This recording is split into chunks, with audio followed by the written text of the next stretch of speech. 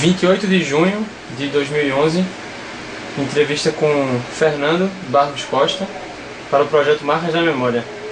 Entrevistador Pedro Dantas, presente Tasso Araújo. Então, senhor Fernando, eu queria começar a entrevista o senhor falando um pouco onde foi que o senhor nasceu, né?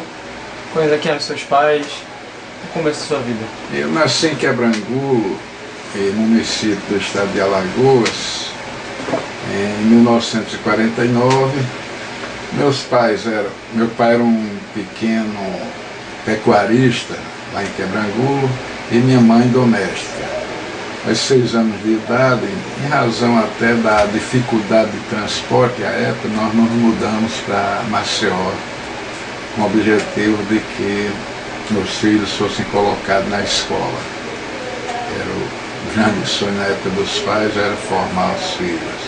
Em razão disso, nós nos deslocamos para Maceió, por volta assim de 1956, por aí. Quando o senhor tinha quantos anos? Em torno de 6 anos. 6, 7 anos. 6, 7 anos. E aqui meu pai continuou essa atividade, depois virou comerciante, até que nós crescemos mais. Aí ele acabou parando essa atividade em função de ter se tornado uma atividade não lucrativa, mas ele aí parou. E como foi a formação assim que seus pais deram para você? Você lembra um pouco? Lembro em que pese meus pais terem sido quase que pessoas analfabetas, mas sempre tiveram assim uma visão de que os filhos deveriam estudar, para isso proporcionar as melhores condições, no sentido de todos nós estudássemos.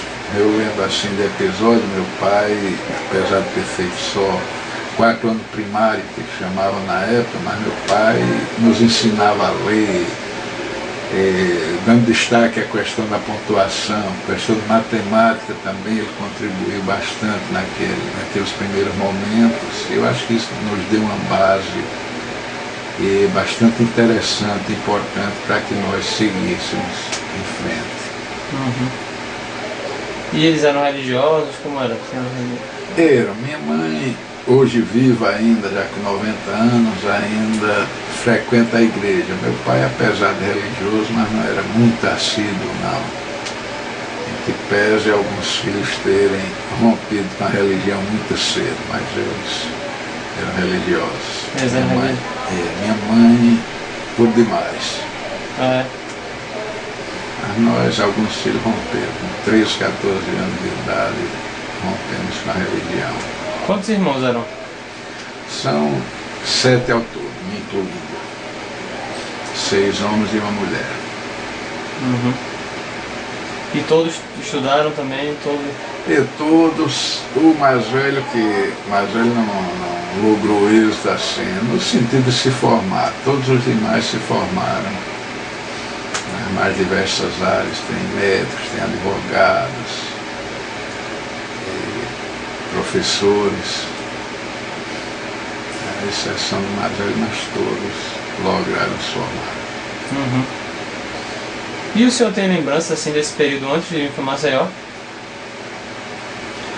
Era um período assim, não teve nada marcante, era uma cidade pequena do interior, entendeu? Onde inclusive à época onde nós morávamos, por sinal, na propriedade, não tinha nem luz elétrica, e na cidade era interessante que era movida a gerador, a eletricidade. Quando era 9 horas da noite, aí desligava tudo, aí o pessoal passa a utilizar o famoso candeeiro.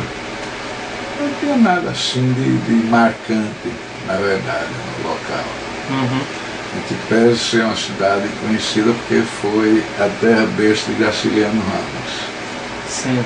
O mais marcante eu até não mencionei ali, porque não lembro mais nem o nome da escola, mas minha primeira escola, em verdade, foi um jardim infantil que funcionou na casa onde nasceu Graciliano Ramos. Essa casa ainda hoje existe, que é vizinha à prefeitura municipal de Quebrangulo. E como foi essa mudança para Maceió? Assim? Então deve ter sido... E foi uma coisa até certo tempo traumática, porque meu pai teve que deixar a propriedade dele lá entregue a empregado, e não houve cuidado nenhum. Agora, foi compensador nesse sentido, porque na época, para você ter uma ideia, você para se deslocar de lá para cá, você dispunha tão somente de trem como meio de transporte. As estradas eram péssimas, era uma dificuldade imensa. Então, os pais que tinham a visão de que deveria colocar seus filhos para estudar, a tendência foi fazer esse tipo de deslocamento para a capital. Foi meio traumático nesse sentido, que deixamos tudo para lá, né? Mas que valeu a pena. Acho que ele cumpriu o objetivo dele. Uhum. E como foi? Você podia descrever os seus primeiros anos escolares assim aqui na capital? Olha, aqui foi num grupo escolar próximo à nossa casa, no bairro do Prado, onde era a rotina era aquela normal do grupo escolar, né? Não tinha nada de muito atrativo, a não ser questões assim que hoje já não se faz, mas aquele enquadramento que existia de ser obrigado a cantar o hino nacional, de ser obrigado a ficar de cabeça baixa na sala de aula durante algum tempo, a reverência à professora no momento que ela já havia uma certa, eu chamo até hoje, eu entendo isso como uma certa repressão, era uma forma de enquadrar a criança já de nova, né? Para que ela já crescesse moldada a um certo tipo de comportamento. E o senhor se lembra de se irritar com isso na época? Não, até porque não. Primeiro que na época a coisa era meio repressiva, não nos davam nesse direito de se irritar, e depois que a gente aceitava aquilo como uma coisa normal, né? Hoje não, hoje a criança, em função dela ter bem mais liberdade, a partir de casa, ter os meios de comunicação, aí uma série de questões, ela passou a descobrir essa questão da liberdade, mas na época não, na época nós tínhamos aquilo como uma coisa normal. Hoje a criança, com certeza, ela não se dobra, não se enquadra a certo tipo de comportamento que a escola viesse a oferecer, né? Uhum. Viesse a impor. Uhum. E você tem alguma história desse período que você acha interessante, com algum acontecimento, algum episódio marcante? Não, até eu diria que não, porque, como eu digo, a repressão era também, a começar de casa, que não nos era dado nem a oportunidade de desenvolver alguma coisa diferente, né? Aí não lembro assim nada marcante na época. Mas algum episódio de repressão, o senhor falou muito essa palavra, algum episódio marcante de repressão, assim, algum esporro, alguma surra? Eu ainda peguei, tanto que eu sou meio idoso, eu já cheguei a 60 anos de idade, ainda peguei a época da palmatória, né? Onde havia aquele debate sobre a tabuada, juntava uma série de alunos, e ali era debatida a tabuada, aquele que errasse era submetido a bolo, palmatória, por sinal, de uma madeira muito pesada. Era uma forma de tentar forçar que nós estudássemos a tabuada. E até para mim teve um efeito, porque eu só levei um bolo e me irritei com isso, e resolvi estudar a tabuada, que até hoje eu tenho ela memorizada. Mas era na base da repressão, né? Outro fato assim marcante, por exemplo, se precisasse fazer uma necessidade fisiológica, tinha que levar uma pedra. A professora mantinha uma pedra sobre o birô, que era para controlar a saída do aluno e tal. É um fato assim que não merece grande destaque, não. Uhum. Mas nenhum episódio assim de... essa história da palmatória, o senhor contou alguma surra, alguma discussão, nenhuma outra coisa? Não. Era só questão do bolo mesmo. Uhum. Que era terrível, a mão queimava só. E quando foi que o senhor se lembra de ter começado a se libertar um pouco dessa repressão? Olha, aí já foi numa fase assim de colégio, né? E na época chamava primeiro ano de ginásio. Aí é quando a gente começa a travar contato com alunos maiores, né? E até estudar também outras questões, que a gente começa a desenvolver um certo senso crítico, e aí a rebeldia começa a nascer a partir disso, né? É tanto que a gente vê, estudantado comumente é muito rebelde, já desde uma tenra idade ela já desenvolve esse espírito de rebeldia, né?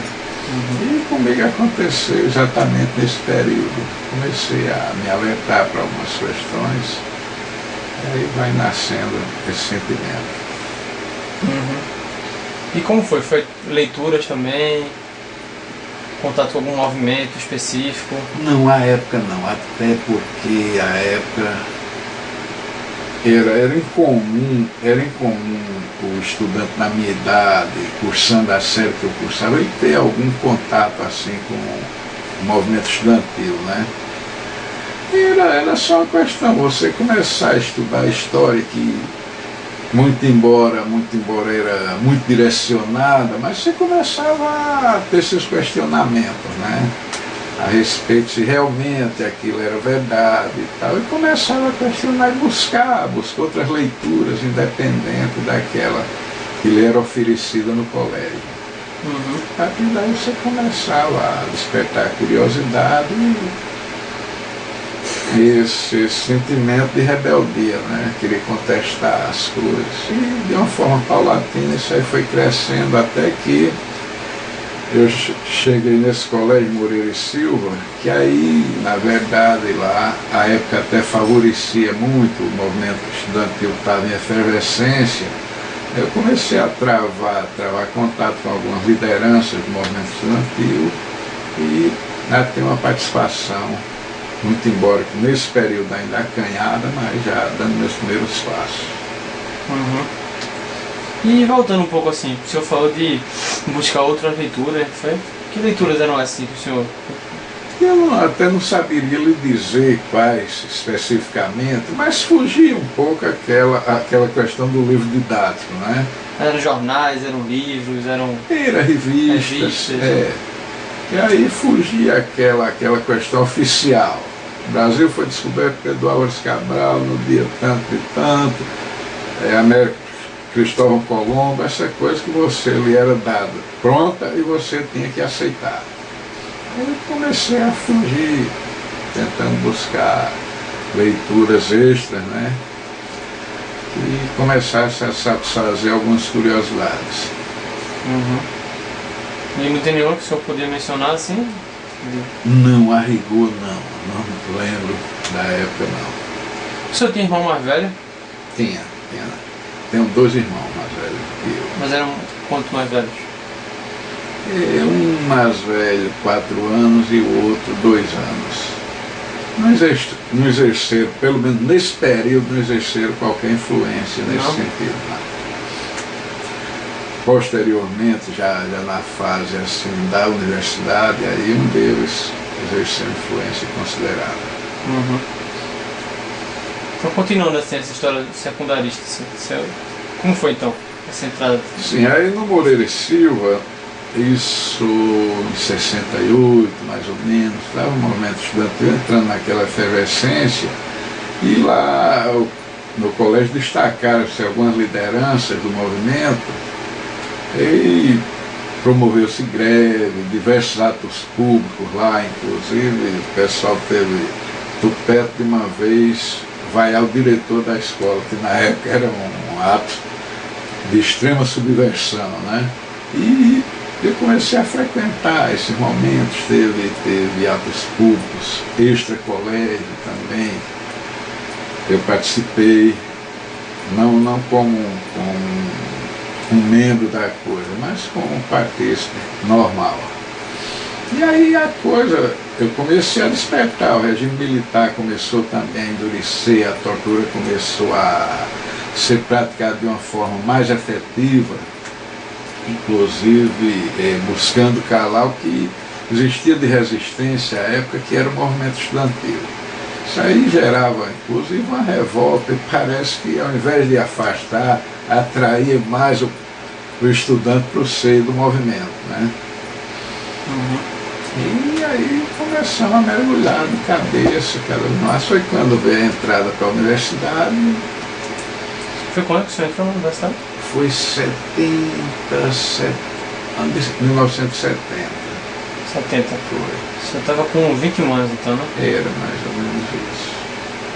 Em 1970 eu entrei na Universidade Federal de Alagoas, que até não está constante porque eu não concluí o curso.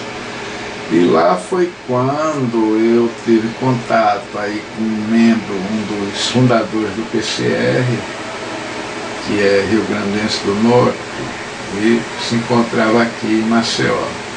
Então nós tivemos, através do meu irmão, nós tivemos um contato e a partir de então eu ingressei no PCR. Paralelo a isso, nós integramos também o Diretório Central dos Estudantes aqui, que à época foi presidido por um irmão meu, Jefferson Costa. E lá eu dava minha contribuição junto a alguns outros companheiros. Nós publicávamos um jornal que levava o nome, por extenso, o DCE, que era um jornal que tinha um certo cunho político, que inclusive chegou a irritar muito as autoridades aqui. O reitor da universidade era reacionário? Para você ter uma ideia, era general, viu? O reitor? Era general. Aí, por sinal, quando das nossas prisões, ele nos fez uma visita acompanhado do comando do Exército e do chefe da segurança da universidade, que era um coronel. Fez uma visita quando nós nos encontrávamos incomunicáveis no DOPS. Fomos ainda, tinha algumas figuras mais coerentes que ainda nos advertiu algumas vezes que nós tivéssemos cuidado, que a repressão estava de olho, mas nós tínhamos aqui pouquíssimos quadros. Se nós não fizéssemos a coisa, não queria que fizesse. Então nós restou correr esse risco e assumir o resultado que aconteceu. Né? Assim, voltando um pouquinho. Como foi que surgiu esse interesse assim, pelo PCR, mas pela alternativa de revolucionária, assim, pela alternativa de esquerda? Como foi que... Por que isso? Por que não outra coisa? A primeira coisa que vem à tona é a questão do fechamento que se deu com o golpe militar, né? Porque o estudante é difícil a gente conceber que o estudante sobreviva que não seja num ambiente democrático, né? Eu acho que é próprio dele usufruir de um ambiente democrático, né? Para que ele consiga realmente estudar. A partir do momento em que o golpe militar começou a fechar, entendeu? Começou a prender, torturar, expurgar pessoas, então começou a nascer essa revolta e a partir daí começamos a ter assim, contato com algumas literaturas e, aproveitando o ensejo, o PCR foi um partido que foi fundado em 1966 e que centrou mais ou menos suas bases junto ao movimento estudantil e algumas lideranças camponesas. Então é evidente que o PCR, a base de atuação dele era basicamente o Nordeste. Então a tendência dele era contactar membros de diretórios e tal. Foi dentro dessa visão que eles nos procuraram. E aí nós estudamos alguns documentos dele, como a Carta dos 12 Pontos, e passamos a concordar por ocasião em que nos engajamos, né? De uma forma bastante efetiva. Na época, inclusive, fizemos, muito embora o estudante tivesse amedrontado, entendeu? Mas nós conseguimos fazer um trabalho bastante razoável a nível da universidade, a ponto de 16 diretórios acadêmicos, que hoje é o centro acadêmico, na época eram diretórios, nós temos o chamado domínio, entre aspas, de 14 deles, né? Porque o grito que o estudante tinha preso na garganta e não tinha coragem de soltar esse grito, nós fazíamos isso por ele. E tivemos esse período de 71 a 73, o auge dentro da universidade aqui. Uhum. E como era essa atividade? O senhor podia contar um pouco o que é que vocês faziam? Era muito assim, aqui a nível de Maceió, era muito na base da panfletagem, né? Era buscar conscientizar o povo, entendeu? Então trabalhava mais na base da panfletagem, isso a nível das universidades, dos colégios e também, principalmente, nos bairros periféricos de Maceió. Era aquela panfletagem 3 horas da manhã, que tinha que se trabalhar com muito cuidado, porque a repressão andava aqui de olho e louca para colocar a mão em cima da gente.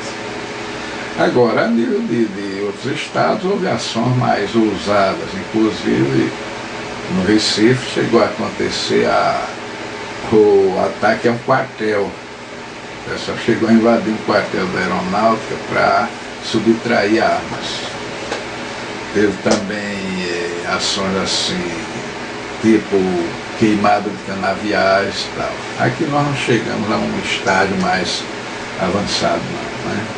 Até porque a base do partido estava mais concentrada no Recife. Aqui limitava-se a um grupo de estudantes e a esse companheiro, que era do Rio Grande do Norte, que passou aqui alguns anos coordenando os nossos trabalhos. Uhum. E qual era o conteúdo desse material que vocês distribuíam, desses panfletos? Olha, era denunciar as arbitrariedades, né, da ditadura militar e a tentativa de consolidar a ideia de uma sociedade socialista.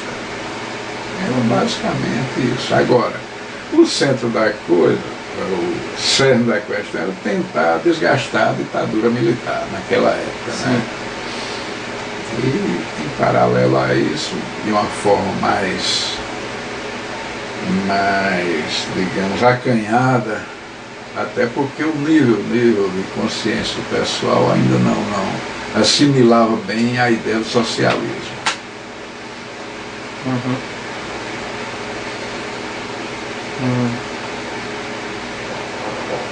E como foi a prisão, então?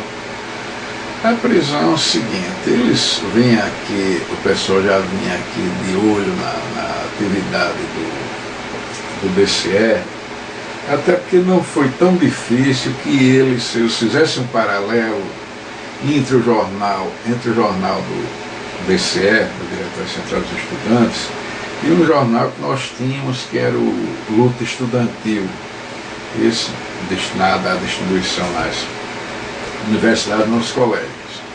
Em algumas ocasiões, ao tempo em que nós escrevíamos para o jornal do DCE, escrevíamos também para o Luta Estudantil. O mesmo conteúdo, né? Não, às vezes até um conteúdo diferente, mas queira ou não queira, quando você exercita a prática da escrita, você acaba criando fugir um pouquinho agora, criando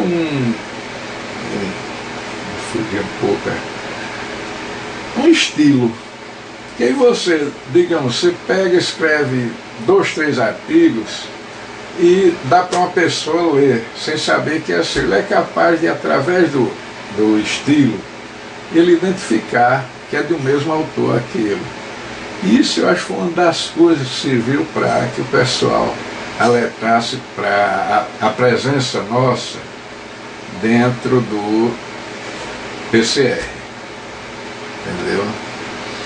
Aí começou, deslocou-se um pessoal do DOPES de Pernambuco,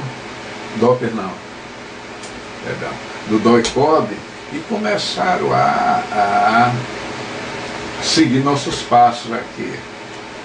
Aí, a partir de uma certa época, depois de um certo tempo, eles começaram a fechar mais o cerco, até que começaram as prisões. Porque, em verdade, nós fomos bastante ousados, né? Teve a ocasião de alguns professores da universidade talvez tivesse tido informações de que a repressão se encontrava por aqui, nos passou algumas informações, mas é como eu falei, nós éramos restritos a um pequeno grupo. Ou fazíamos o trabalho ou nós recolhíamos. Mas é aquela história, não adivinhávamos também que essas quedas iriam tão rápido como vieram. Eu, por sinal, fui o primeiro a cair, fui preso próximo lá de casa, numa praça. Tinha até orientado alguns companheiros que, se tivesse condições de fugir, que o fizessem, porque o cerco tinha se fechado sobre mim.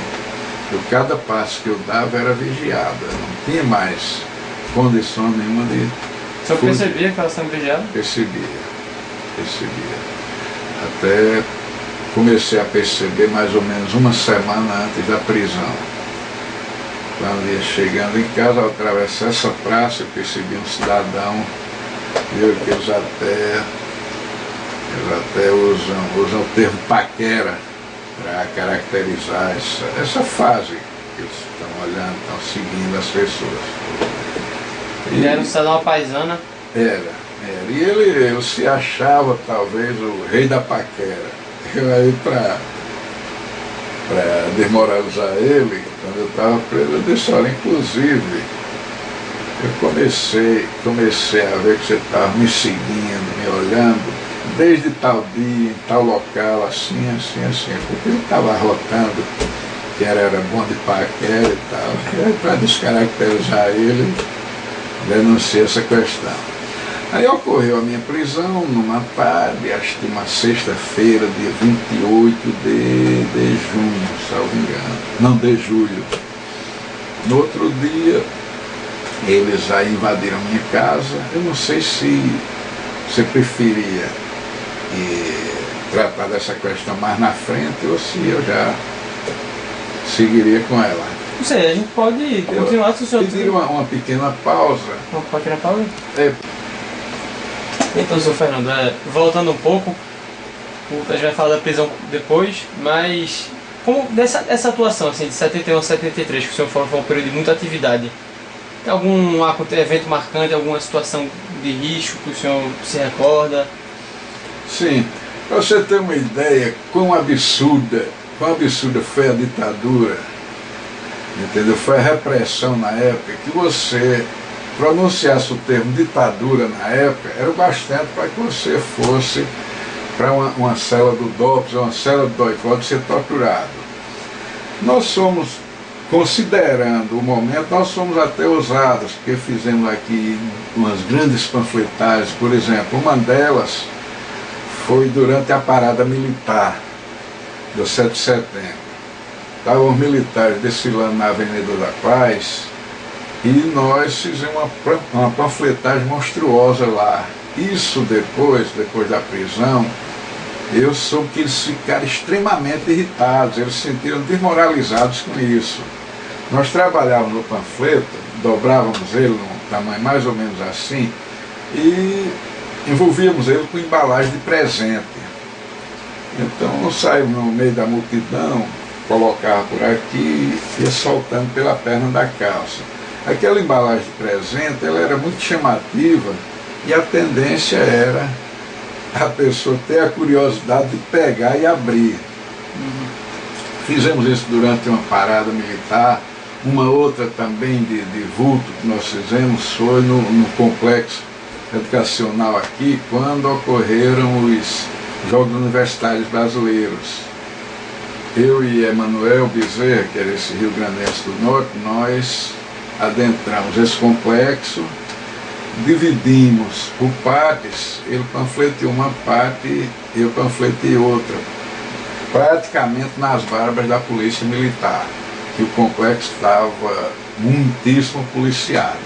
Então aproveitamos o momento do almoço da estudantada, que aí provavelmente os militares estivessem também almoçando, e fizemos uma panfletagem monstruosa lá.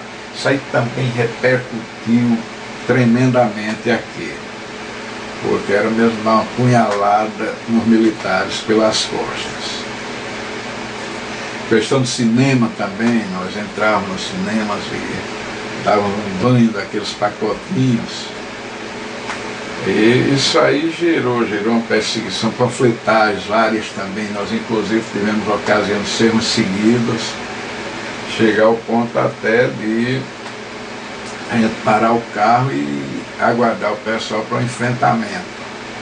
Mas aí talvez o fato, por 2 ou 3 ocasiões, o fato de nós conhecermos melhor Maceió do que eles, nós conseguimos escapar dessas perseguições. Panfletagens também fizemos inúmeras, por exemplo, o pessoal da inteligência da polícia militar também à época andava movendo a perseguição grande a gente. E nós tivemos depoimentos deles de que parece que a gente fazia panfletagem no local e de repente evaporava, porque ele rodava a cidade e não conseguia nos encontrar. Mas era essa questão, a gente conhecer bem, planejar bem o trabalho e comumente também agíamos assim, altas horas da noite, né? E quando era no outro dia, amanhecia o bairro, amanhecia o colégio, panfleteado. Aconteceu também o que eles chamam, que também deu um rebuto tremendo, foi a chamava expropriação de um mimeógrafo. É um troço interessante também. Eu fui bastante torturado para dizer onde se encontrava esse mimeógrafo, para ver o mimeógrafo, quanto atemorizava a repressão na época. Porque era exatamente esse mimeógrafo se rodava o material. Eu fui bastante torturado, danado que eu não sabia onde estava escondido esse mimeógrafo.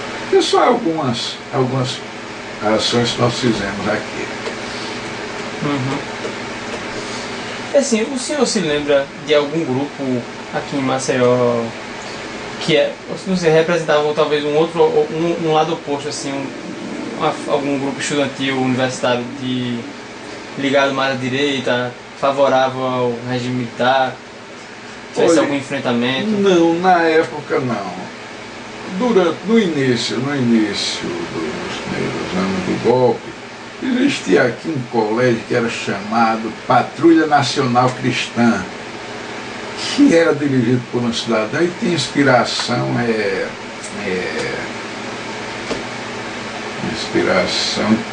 integralista.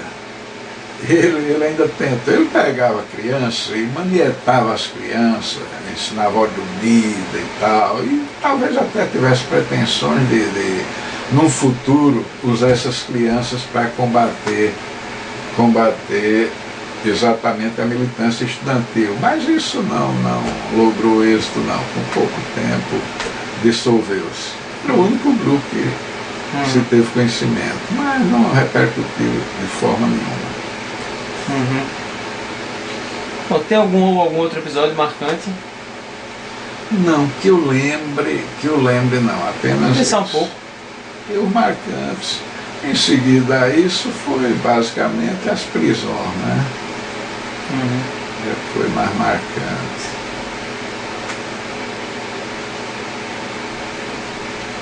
Em relação ao PCR, assim, o senhor chegou a viajar para Recife para conhecer a sede do PCR e ver como ele era organizado?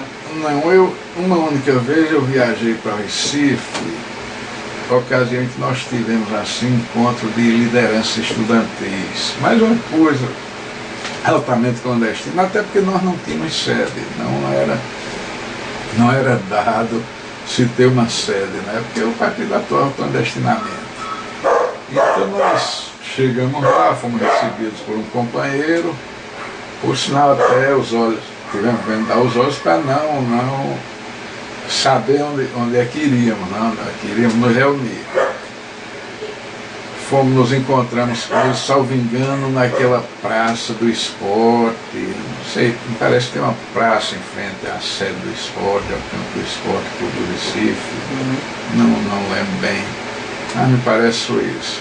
Então entramos num fusquinha velho, tivemos os olhos vendados e nos dirigimos. Passamos aí 3 dias discutindo o movimento estudantil, com lideranças aqui de Alagoas, de Pernambuco e da Paraíba. Inclusive ressaltar que isso é uma tremenda bobeira, porque em que pese nós primarmos mais ou menos pela segurança, mas foi uma tremenda bobeira, porque ali nós sabíamos que se tratava de liderança estudantis e do movimento universitário. Quer dizer, qualquer queda que acontecesse ali, se o cidadão, não resistindo às torturas e tal, ele abrisse a boca, ficaria fácil de descobrir que teve lá membros do DCE de Alagoas, membros do DCE de Pernambuco e membros do DCE da Paraíba.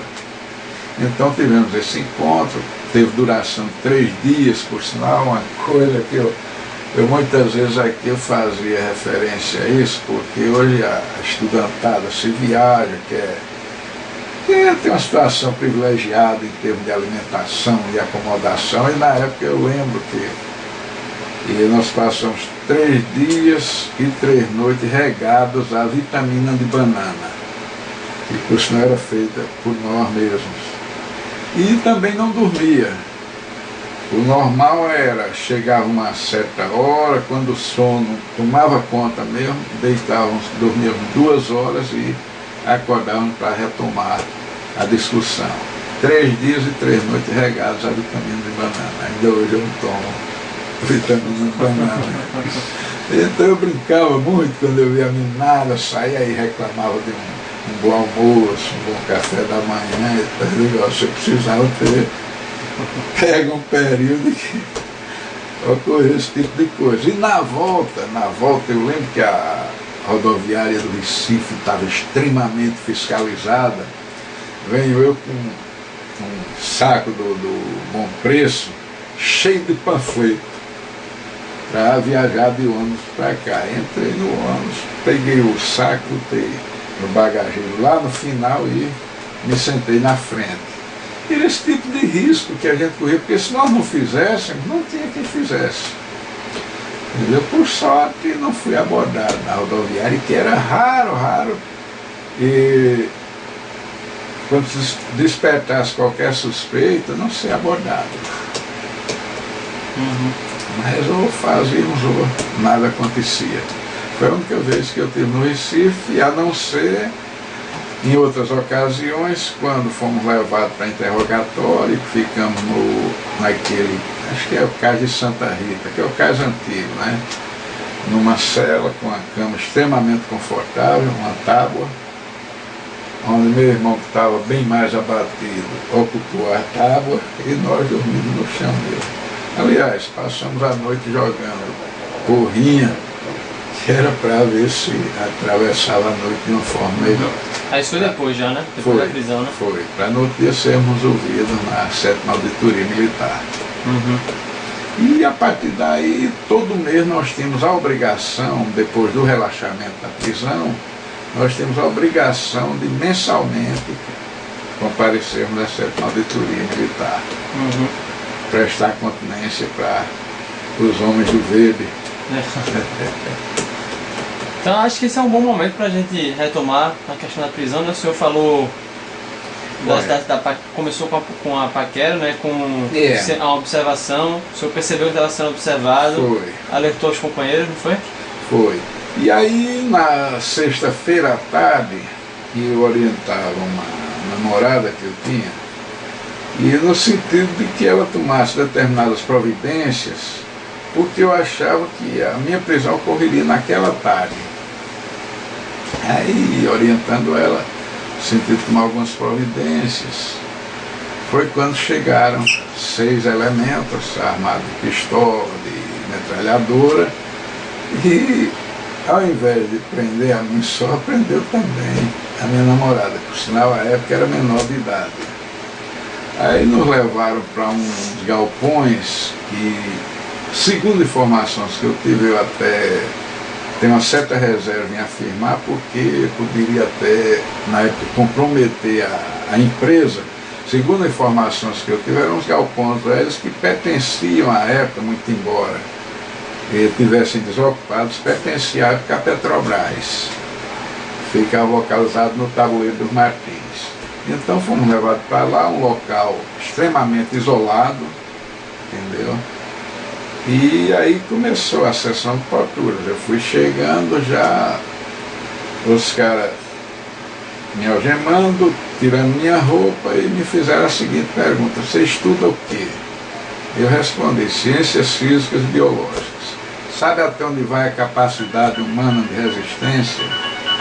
Eu aí disse mais ou menos. Vai pedindo para eu me colocar no pau de arara e começou a sessão de choque elétrico. Concomitante com o pau de arara, o choque elétrico, continuamente. Me apresentaram várias fotos de subversivos, como eles chamavam, para que eu identificasse. Muitas delas eu não conhecia, e algumas conhecia. Eu estava no firme propósito e não abri o nome de ninguém. Uma das fotos que eu me lembro por sinal era do Ricardo Zaratini, que era irmão daquele Carlos Zara, que era ator da Globo. Zaratini, eles me torturaram muito para eu dizer que conhecia Zaratini e tal, que na verdade eu não o conhecia. Aí no outro dia eles invadiram a minha casa, armados de metralhadora, prenderam meu pai, minha mãe, um outro irmão meu que militava comigo na época, até inocentemente, sem saber da minha prisão, foi lá em casa. Quando entrou, os caras estavam de metralhadora na mão, juntaram ele também a meus pais.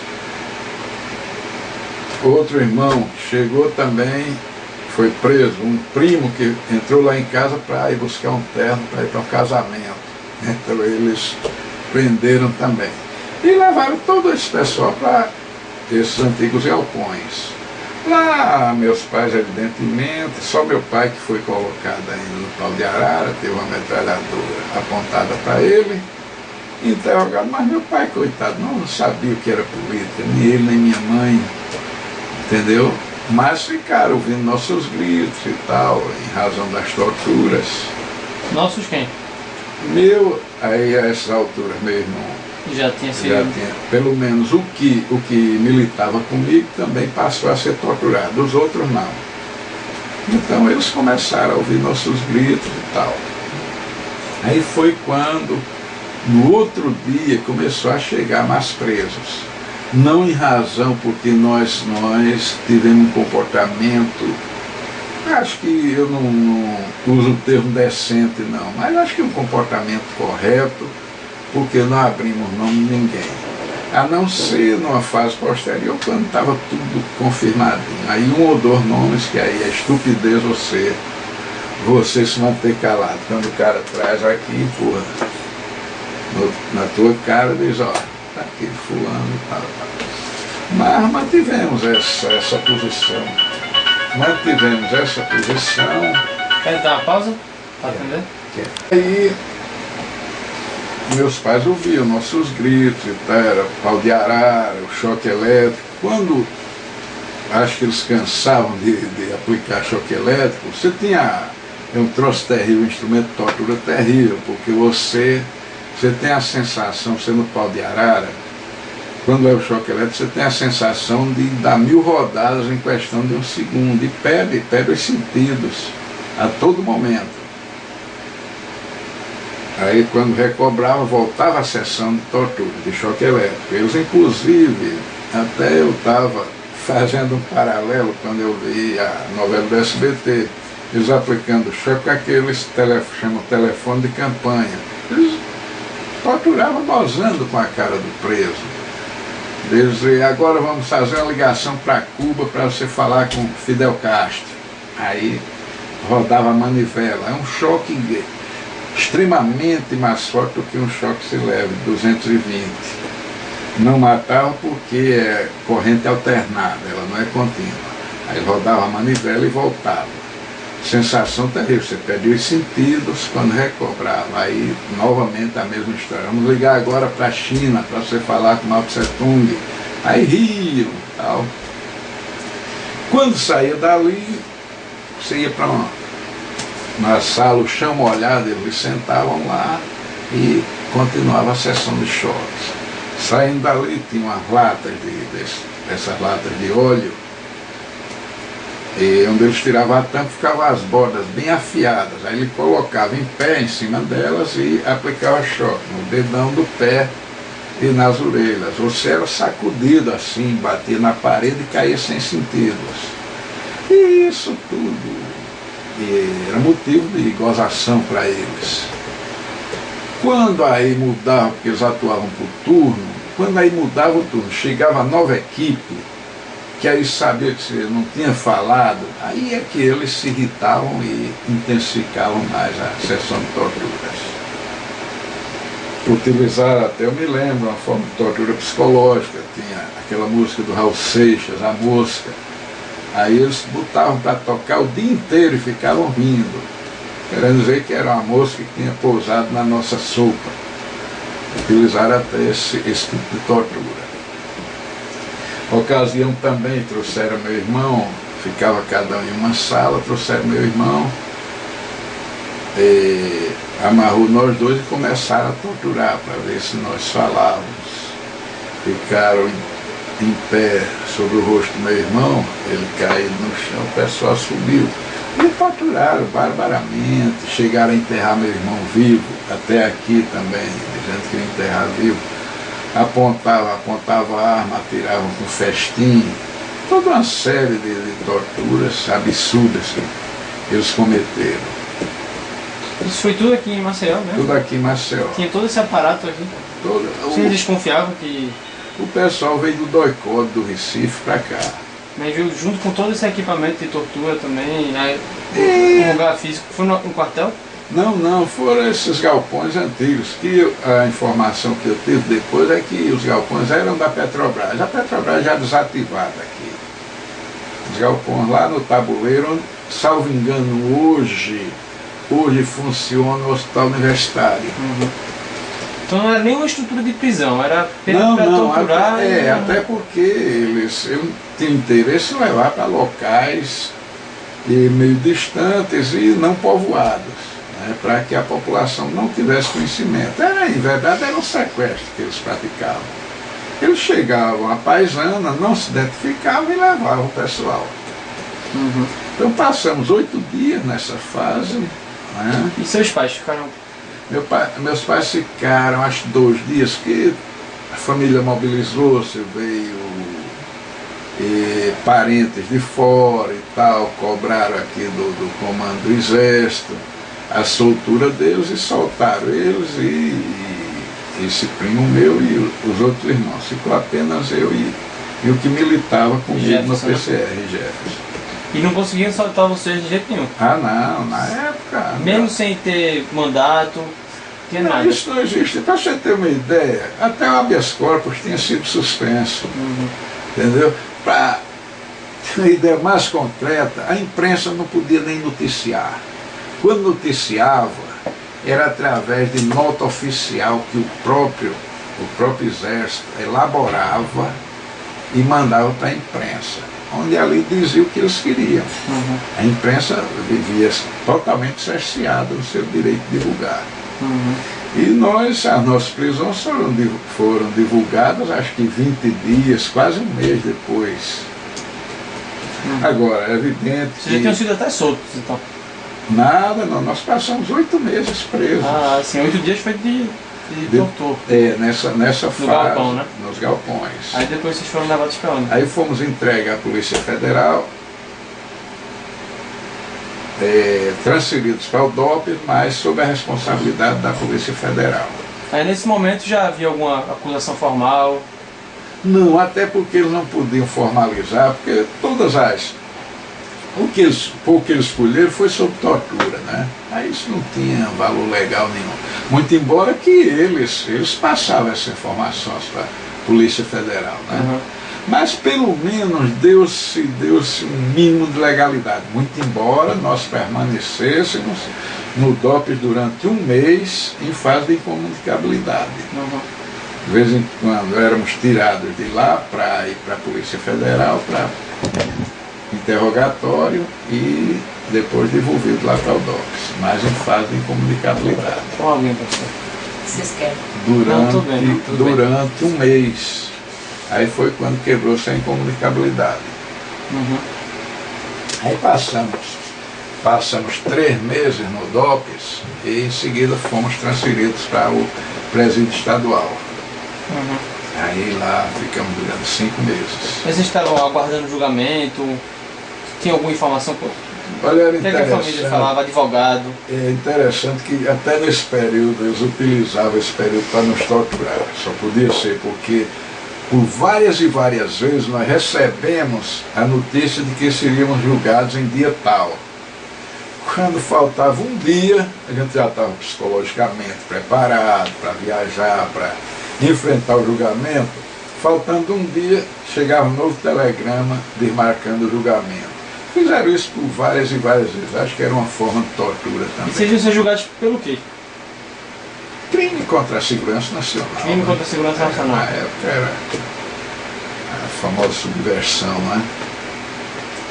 E aí isso passou um certo tempo.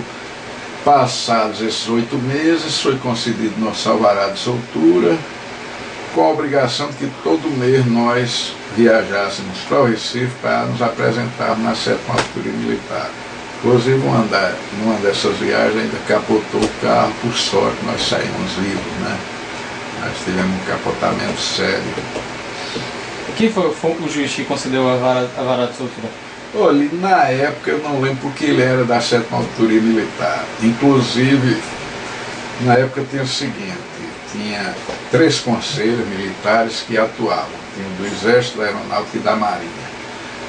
O que nos julgou foi o do Exército. Tinha o juiz que era civil, mas era um cara que, basicamente, ele obedecia o que o Conselho Militar determinava, né? Os caras cheios de estrelas nos ombros, cheios de autoridade.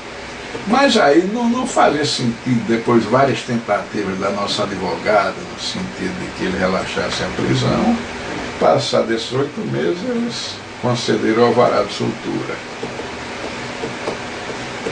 Aí, com essa obrigação, depois de certo tempo a gente já nem alimentar mais a expectativa do julgamento, foi quando eles marcaram o julgamento. Aí fomos, acho que 5 ou 6, eu e meu irmão fomos condenados a 6 meses de prisão e os demais absolvidos.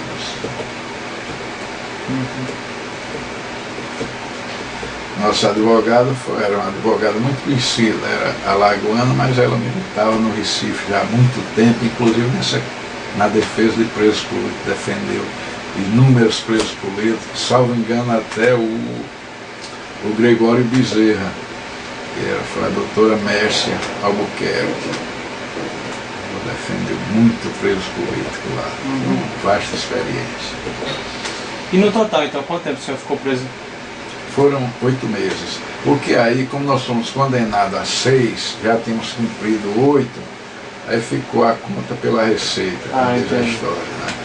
Se fosse numa outra fase, a União nos devia 2 meses de indenização, né? Mas aí ficou a conta pela Receita. Entendi. Agora, depois de soltos, ainda passamos um período sendo muito vigiados e vivendo dentro de certas orientações, por exemplo, não chegar depois de 10 horas da noite em casa, não frequentar certos ambientes, toda uma série de recomendações entre aspas. Mas eu queria agora que você ajudasse a gente, você retomar alguma coisa aqui. Não, pra mim essa história ficou bem contada. Que se o senhor tiver algo a acrescentar. Dê uma paradinha, porque rapidamente. Exato. Não. Para não provocar intervalo. Não tem problema não. Sim, aí passado isso, aí eu vou entrar para a fase da legalidade, né? Você não quer acrescentar nada? Se eu pedir uma pausa? Se eu me lembrar, Pode retomar. Aí no presídio, por incrível que pareça, ninguém gosta de estar preso, mas ali nós vivíamos no céu, como diz a história, porque saí do DOPS, onde não tínhamos direito a banho de sol, a nada. Aí passamos a ter uma vida bem melhor, inclusive praticando esporte lá, que o presídio tinha um time de futebol e nós jogávamos por ele mesmo, era goleiro, era lateral esquerdo, nós jogamos futebol aqui durante um certo período. E ficava misturado preso político com preso comum? Ficava. Agora, nossa cela era só de presos políticos. Mas aí, quando era 5 horas da manhã, eles abriam todas as celas.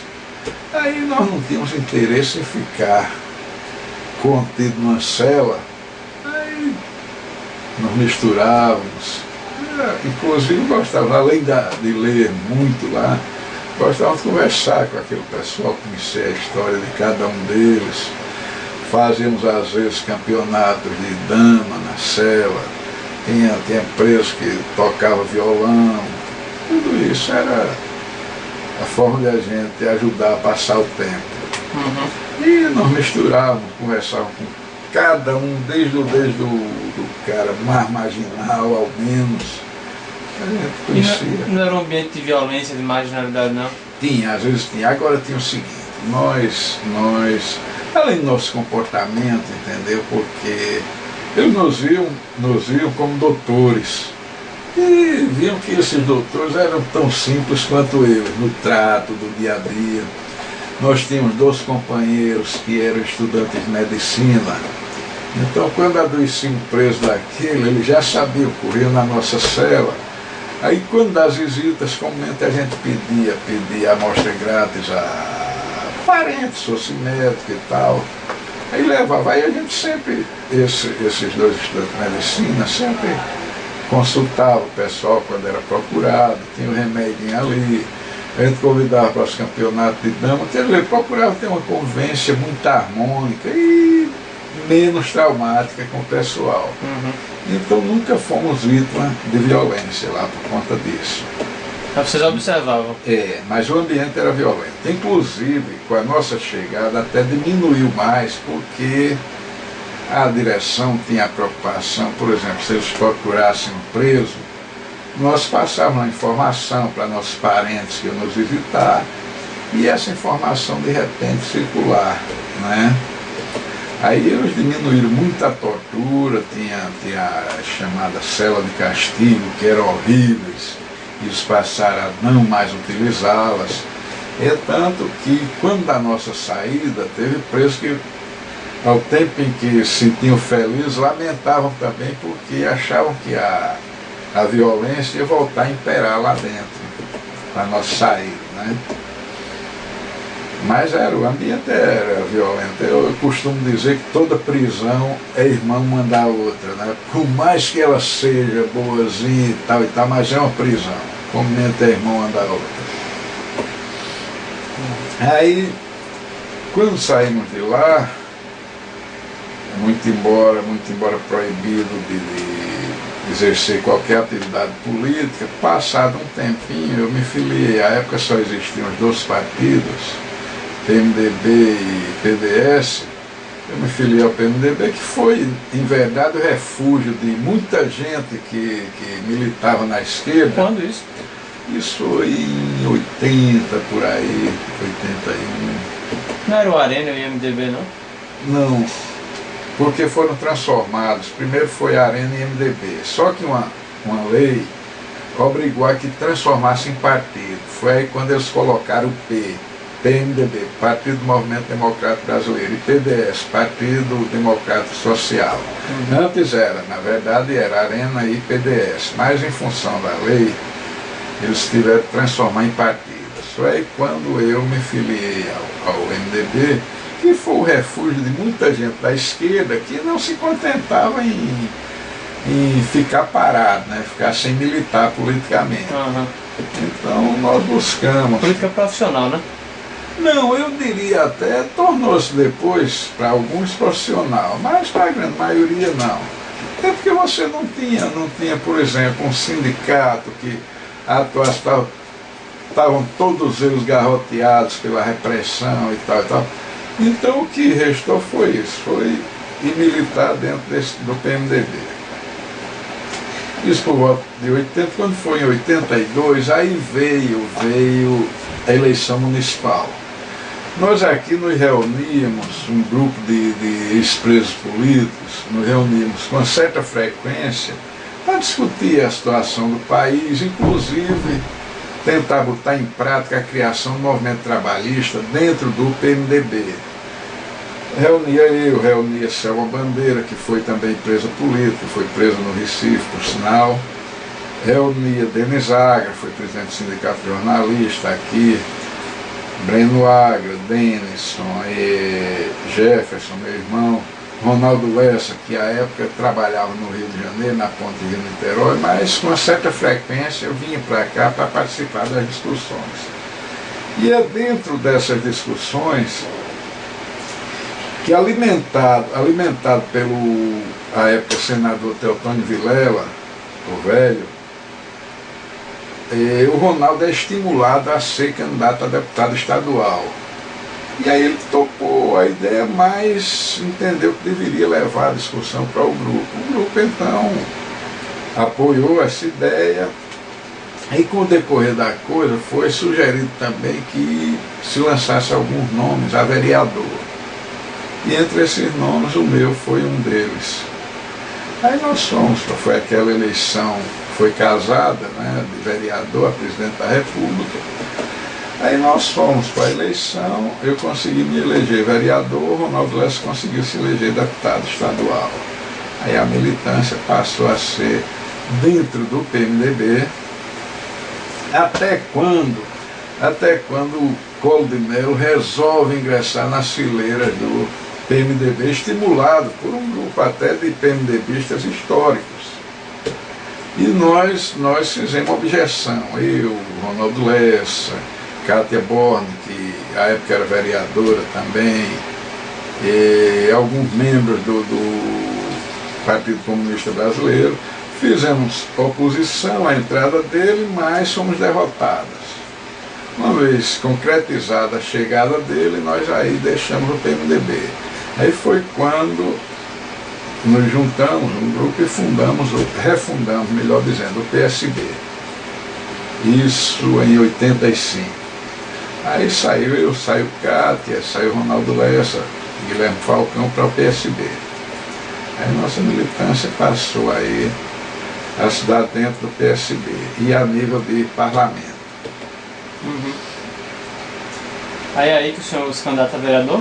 Aí eu fui eleito em 82, como eu falei, pelo PMDB. Só que, numa certa época, o Collor de Mello tenta ingressar no PMDB, a convite, estimulado por alguns PMDBistas históricos, por sinal. E nós fizemos oposição à entrada dele. Quando fomos derrotados, que concretizou-se a entrada dele no PMDB, nós aí abandonamos o PMDB e fundamos o PSB, refundamos, melhor dizendo. Uhum. Mas nessa época, quando o senhor podia mudar de partido e manter o mandato, né? Podia, não havia problema nenhum nesse sentido, a questão da fidelidade partidária. Fidelidade partidária, né? E até mesmo que existisse, eu acho que até nós teríamos uma justificativa, porque a rigor, o Collor de Mello não tinha, as posições políticas dele afrontavam completamente a linha ideológica do PMDB, sim, que não era grandes coisas, era filho também da ditadura, mas foi um filho que tornou-se rebelde. Uhum. Então, talvez até na época nós tivéssemos como justificar a nossa saída. Uhum. Mas não existia a fidelidade, não precisou nem dessa justificativa. E como militante, assim, tanto no PMDB quanto no PSB, como é que era a organização do movimento pelas diretas, pela abertura?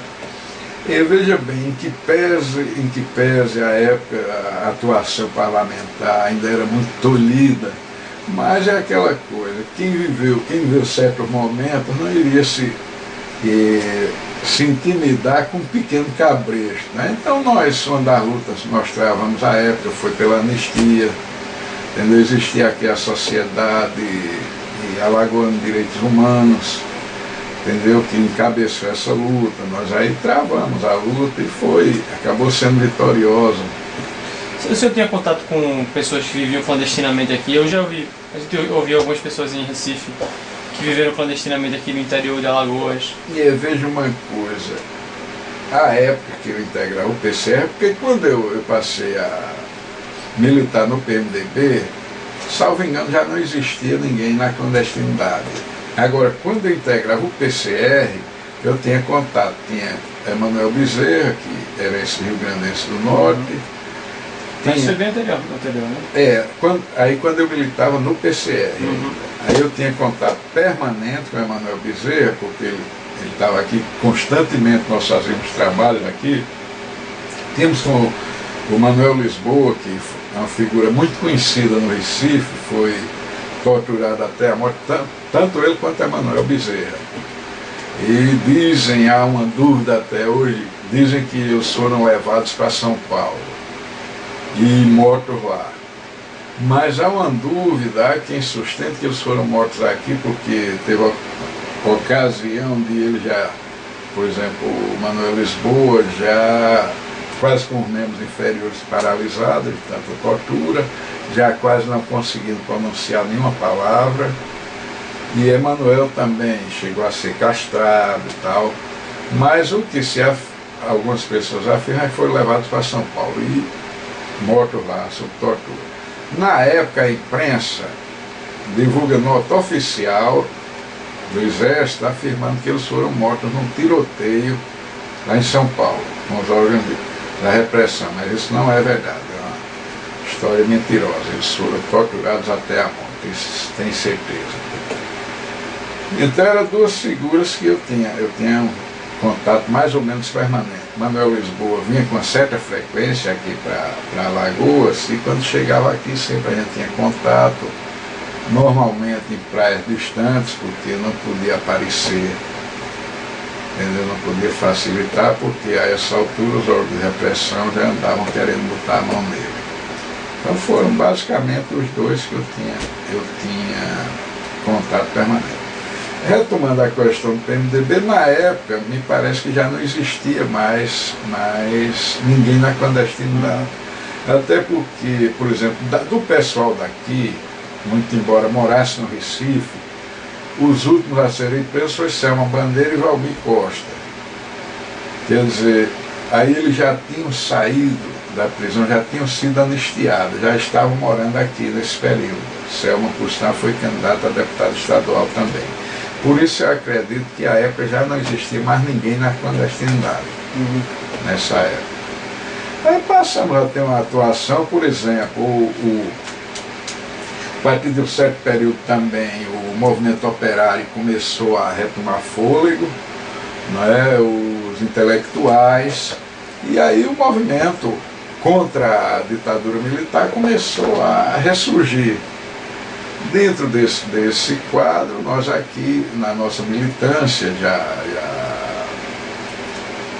parlamentar, dávamos um apoio grande. Por exemplo, era um fato corriqueiro aqui, quando o pessoal ia fazer o ato público e nos convidar na Câmara para que nós fizéssemos parte, porque comumente nós íamos à frente do movimento para tentar evitar que houvesse repressão contra eles. Porque se tivesse que bater, começar a bater nos parlamentares. Isso iria repercutir. Creio que com isso até impedimos muitas vezes que o pau baixasse no lombo do pessoal. Aí mantivemos essa militância, só que a época já dentro de um clima de legalidade, né? Questão também ambiental, eu me envolvi muito com ela, porque nós temos aqui alguns locais lindos, a exemplo dessas lagoas, eu muito sensibilizado com o final delas, que se pronuncia, eu me envolvi muito também com essa questão. Você teve apenas um mandato? Só um mandato, foi aquele mandato de 6 anos, que foi um fato interessante também. Quando nós tentamos a eleição, nós tínhamos um grupo aqui de 5 ou 6 vereadores extremamente atuantes. E nós somos exemplo de trabalho dentro da Câmara, de honestidade, entendeu? E, no entanto, por incrível que pareça, desse grupo ninguém se reelegeu. Porque, por coincidência, na época, o clientelismo começou a tomar conta daqui, o êxodo do pessoal do campo para cá, aí trouxe muito a questão do coronelismo lá, onde o cidadão voltava por uma feira, voltava por um aperto de mão, aí a coisa se transferiu para cá. Resultado é que as feirinhas, os apertos de mão começaram a predominar aqui. E aí por exemplo, teve locais que eu fiz um trabalho muito consequente, e no entanto o cara com uma semana tomou, basicamente, eu não diria que era dono dos votos não, mas em função do trabalho que eu fiz, eu sei que ele me tirou muitos e muitos votos lá. Isso na base da feirinha. Então, por incrível que pareça, todo esse grupo que teve uma militância muito boa foi derrotado. Ninguém se reelegeu. E a partir daí o clientelismo tomou conta. E quais foram esses partidos que foram tomando conta aqui? Não, aí surgiu o PT, que levou um certo tempo para eleger alguém, hoje não, ele já tem uma certa facilidade. O PDS, porque o PDS na época era o partido oficial, aí contava com LBA, com uma série de órgãos aí, entendeu? Para dar colchões, dar filtro, dar feiras. Era basicamente, o PDS era quem detinha o poder. Aí depois ressurgiu o PDT, que também não teve grande força, hoje que está começando a crescer mais a nível do parlamento e outros partidos sem grandes expressões. Mas na época, na verdade, era o PDS.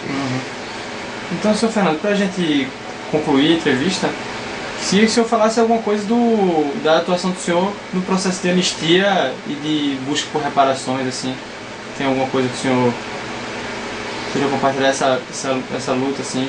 Olha, a questão da anistia, como eu lhe falei, foi uma luta que não foi só nossa, né? O brasileiro, no geral, ele sensibilizou-se com a questão da anistia e foi para a rua cobrar essa anistia. É exemplo das diretas também, né? A anistia foi um fator de mobilização enorme. Então, a nossa contribuição foi tal e qual a de qualquer brasileiro, né? Que sensibilizado com a questão foi para a rua cobrar essa anistia, né? Teve um outro episódio também que nós tivemos um envolvimento considerável, foi na questão das diretas já. Pelo projeto, por sinal, quando da votação, eu e um outro companheiro, vereador, nós nos encontrávamos em Brasília, no gabinete de um deputado federal. E a todo momento era chegando notícia lá que o exército ia invadir o Congresso. E a gente preocupado, porque eu já tinha minha ficha lá com os órgãos de repressão. Uma série de pessoas tinha. E aí essa notícia a todo momento. Do lado de fora o general Newton Cruz espancando até deputado. Chegou a espancar até 2 deputados federais. E a agitação tremenda, e a todo momento a notícia da invasão do Congresso. Ainda bem que não veio acontecer. Outra luta também muito importante, nós estávamos muito embora. Alagoas seja, Maceió seja um nada quase, mas nós cumprimos com o nosso papel aqui, fizemos ato público, uma série de atividades em defesa da restauração das diretas. Foi outra luta importantíssima que nós travamos aqui. Então, tem alguma coisa, algum aspecto que você achou que não foi abordado na entrevista? Que você Sim, uma questão que você perguntou também, né, a questão da reparação. Não, a única reparação foi essa que todo esse preso político fez, né, a questão da indenização, que eu até fiz tardiamente, né, mas logrei êxito, é exemplo de uma série de outros presos políticos. Foi a única batalha que eu travei nesse sentido foi essa. Entendi. Pronto, então, tem algum aspecto que você acha que não foi coberto na entrevista? Que eu lembre no momento não, viu? É por isso que se você tiver alguma coisa em mente, que sabe lá até se uma pergunta sua não puxa. Eu não creio que tenha não, viu? Mas, não sei. Não, assim, Tássio, tem alguma questão? O senhor quer concluir a entrevista, falar alguma coisa para encerrar? Não, eu quero só louvar o trabalho de vocês e tantas outras pessoas e entidades, porque, por incrível que pareça, essa história ainda falta ser contada, entendeu? Apesar de ter surgido já alguns documentos e tal, esclarecendo determinadas situações, mas tem muita ainda que permanece nos porões ainda do antigo regime. Então eu acho que cada trabalho desse se faça, você está contribuindo para que essa história seja contada. Por exemplo, essa novela do SBT, eu valorizo, eu tenho estimulado muitas pessoas há um mês atrás, mais ou menos, eu fiz uma palestra para um pessoal do PSD e estimulei muito o pessoal no sentido de que eles assistissem, porque eu não sei se você vai ter, pelo menos agora ou a médio prazo, a oportunidade de ver os fatos mostrados, entendeu? De uma forma tão real quanto está sendo feito pelo SBT. Eu, inclusive, soube que os militares até tentaram tirar do ar a novela, mas não conseguiram. E outro detalhe interessante, quando termina a novela, o capítulo, aí sempre tem depoimento com esses presos políticos, eles, inclusive, eu soube que eles abriram também. Se algum militar quiser dar seu depoimento, que dê. Então é interessante, e várias pessoas que sofreram nos porões da ditadura já deram seu depoimento ao final de cada capítulo. É muito interessante, muito, e eu creio que se eles não mudarem o rumo das coisas, ainda vai melhorar bastante, porque o período do Castelo Branco foi um período assim meio frio, houve muita repressão, houve tortura, mas em relação ao período do Médici foi um nada. Então, quando chegar o período do Costa e Silva, do meio para o final, do governo dele, e o período do Médici, se eles não desviarem o rumo da novela, muita coisa vai ser mostrada. Eu digo sempre às pessoas, não perca, a não ser quando o sujeito não tem interesse nenhum em ter conhecimento da coisa, mas quem tiver, pode ser que nem tão cedo tenha a oportunidade de ver os fatos mostrados de uma forma tão real. Entendeu? Então tá certo, então muito obrigado, Sr. Fernando. Nada que disponha, qualquer época que queira, vou até mostrar uma única.